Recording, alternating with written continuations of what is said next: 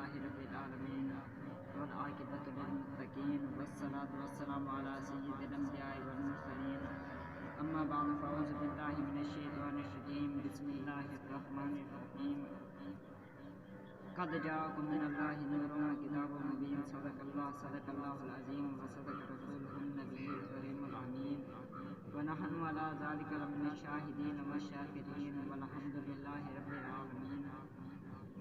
الصلاة والسلام عليك يا سيدي يا رسول الله، الصلاة والسلام عليك يا سيدي يا حبيب الله وعلى آلك وأصحابك يا سيدي يا محبوب رب العالمین. اے درخت دھرتی تے سارے کیوں لینے سے، اے پھل باغ بوٹے اے پیارے کیوں لینے سے، ساکو تا رکیلو سفر جو لائٹنگ نہ کرو، خدا تو دا پچھو اے تارے کیوں لینے سے. رب تعالیٰ نے قرآن مجید کے اندر ارشاد فرمایا قد جاءکم من اللہ نور و کتاب مبین، تحقیق آیا تمہارے پاس اللہ تبارک و تعالیٰ کی طرف سے ایک نور اور ایک واضح روشن کتاب. نور سے مراد حضور علیہ السلام ہے.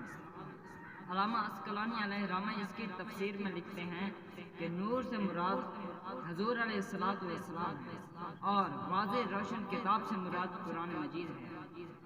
آج کچھ لوگ کہتے ہیں میلاد منانا بدعت ہے، میلاد منانا شرک ہے، میلاد منانے پر یہ فتوے لگا رہے ہیں. آج کل کے لوگ اگر اپنے بچے کا سال گرہ ہو، اپنے بچے کی سال گرہ ہو اور آزادی ڈے ہو، فادر ڈے ہو، مدر ڈے ہو، فلاں ڈے وہ ہر سال مناتے ہیں. جب باری آتی ہے سرور کائنات کی، نور مجسم سرور کائنات صلی اللہ تعالیٰ علیہ وسلم کی، کہتے ہیں میلاد منانا بدعت ہے، جشن منانا بدعت ہے. جب اپنے بچے کی باری آئے، جب اس کی پیدائش کی باری آئے تو وہ تو ہر سال مناتے ہیں. جب حضور کی باری آئے، حضور کی پیدائش کی باری آئے تو وہ کہتے ہیں میلاد منانا بدعت ہے. اور کہتے ہیں کہاں سے ثابت ہے، ہمیں ثابت کر دیں کہ حضرت ابو ہریرہ رضی اللہ تعالیٰ عنہ سے روایت ہے کہ ایک دن مسجد کے اندر سے آوازیں آ رہی تھی. حضور علیہ السلام گھر میں تشریف فرما تھے اور مسجد سے آوازیں آ رہی تھی. سرکار دو عالم نور مجسم سرور کائنات صلی اللہ تعالیٰ علیہ وسلم باہر تشریف لے گئے اور جب مسجد کے اندر پہنچے تو پوچھا ہے صحابہ تم کیا کر رہے ہو؟ صحابہ کرام علیہم الرضوان نے جواب دیا یا رسول اللہ ہم رب تعالیٰ کا شکر ادا کر رہے ہیں کہ ایک تو اس نے ہمیں ہدایت کی راہ پر چلایا اور دوسرا تو آپ کو ہمیں عطا کیا، اس کے ہم احسان مند ہیں. تو میلاد کے اندر ہوتا کیا ہے؟ میلاد کے اندر حضور کا ذکر ہوتا ہے اور کچھ نہیں ہوتا. پھر اس کو کہتے ہیں میلاد منانا بدعت ہے. ان کو بدعت کی اقسام کا پتہ نہیں. بدعت کی دو اقسام ہیں، ایک ہے بدعت حسنہ اور دوسری ہے بدعت سیئہ. جو بدعت حسنہ ہے وہ اچھی چیز، وہ کام اچھا جو حضور علیہ السلام کے بعد کیا جائے اسے بدعت حسنہ کہتے ہیں، اور وہ کام جو حضور علیہ السلام کے بعد کیا جائے وہ برا ہو اور نایا ہو، لوگوں کے لیے نایا کام ہو، اسے بدعت سیئہ کہتے ہیں. یہ مطلق چیزوں کو ملا کر یہ مطلق کہتے ہیں کہ میلاد منانا بدعت ہے. اور اب یہ صحابہ کرام علیہ رضوان حضور کا ذکر کر رہے ہیں، یعنی کہ میلاد منا رہے ہیں. رب تعالیٰ نے خود عالم ارواح کے اندر حضور کا میلاد منایا. اور جب ہم میلاد منائیں، ہم اگر لائٹنگ کریں، ہم جھنڈا لگائیں تو کہتے ہیں میلاد منانا بدعت ہے. اعلیٰ حضرت شاہ امام محمد رضا فاضل بریلوی کے دور کے اندر سر امرت نے فتویٰ دیا کہ میلاد منانا کہاں سے ثابت ہے. کوئی بھی آ کر یہ ثابت کر دے قرآن و حدیث کے اندر صراحتاً لکھا ہوا ہو کہ میلاد منانا جائز ہے، ہم اس کو 100 روپیہ انعام دیں گے. اگر ثابت نہ کر سکے کہ میلاد منانا ثابت ہے قرآن و حدیث کے اندر سے، یہ ثابت نہ کر سکے تو پھر میلاد منانا چھوڑ کے رب تعالیٰ کے بارگاہ کے اندر آ کے توبہ کریں گے اور پھر میلاد منانا چھوڑ دیں گے. جب یہ بات پہنچی اعلیٰ حضرت شاہ امام محمد رضا فاضل بریلوی کی بارگاہ کے اندر تو آپ نے فرمایا کہ کوئی بھی آ کے یہ ثابت کر دے کہ قرآن و حدیث کے اندر لکھا ہوا ہو کہ میلاد منانا ناجائز ہے. کوئی بھی آ کر یہ ثابت کر دے قرآن و حدیث کے اندر صراحتاً واضح تن لکھا ہوا ہو کہ میلاد منانا ناجائز ہے، میں اس کو 200 روپے انعام دوں گا۔ اور پھر اعلیٰ حضرت شاہ امام محمد رضا خان فاضل بریلوی نے 4 دلیلیں دی قرآن مجید میں سے۔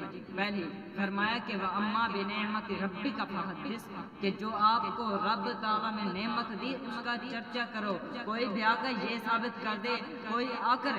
ثابت کر دے کہ حضور علیہ السلام نعمت نہیں ہے اور ہم اس کا چرچا نہیں کرتے۔ اور پھر فرمایا کہ وَذَكِّرْهُمْ بِأَيَامِ اللَّهِ، کہ رب تعالیٰ کے دنوں کو یاد کرو۔ کوئی بھی آ کر اے دیو بندیو، اے وہابیو، کوئی بھی آ کر یہ ثابت کر دے کہ جو ہم میلاد مناتے ہیں یہ اللہ تبارک و تعالیٰ کے دنوں میں سے نہیں، 12 ربیع الاول کا دن اللہ تبارک و تعالیٰ کے دنوں میں سے نہیں ہے۔ اور پھر آپ نے دلیل دی کہ رب تعالیٰ نے فرمایا جس کا جو مفہوم ہے آیت کا وہ یہ ہے کہ رب تعالیٰ نے فرمایا کہ جو اللہ تبارک و تعالیٰ نے تمہیں فضل دیا اس کا پر شکر کرو، اس پر خوشی مناؤ۔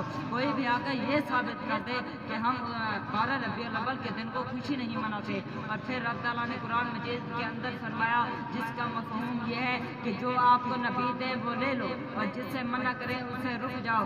اور کوئی بھی آ کر یہ ثابت کر دے کہ 12 ربیع الاول کا دن حضور نے ہمیں عطا نہیں کیا، حضور کی ولادت کا دن نہیں ہے، حضور کی پیدائش کا دن نہیں ہے، کوئی بھی آ کر یہ ثابت کر دے، اگر ان دلیلوں کو ثابت نہ کر سکا تو پھر تم میلاد کو بدعت کہنا چھوڑ کر رب تعالیٰ کی بارگاہ کے اندر آ کر توبہ کرو گے اور پھر تم بھی میلاد مناؤ گے۔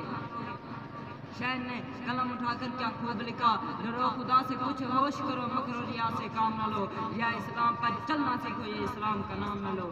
آج کچھ لوگ کہتے ہیں حضور نور نہیں، ہماری طرح بشر ہیں، ہمارے بڑے بھائی کی طرح ہیں۔ وہ دلیل پکڑتے ہیں کہ رب تعالیٰ نے فرمایا قل انما انا بشر، کہ اے محبوب فرما دو میں تمہاری طرح بشر ہوں۔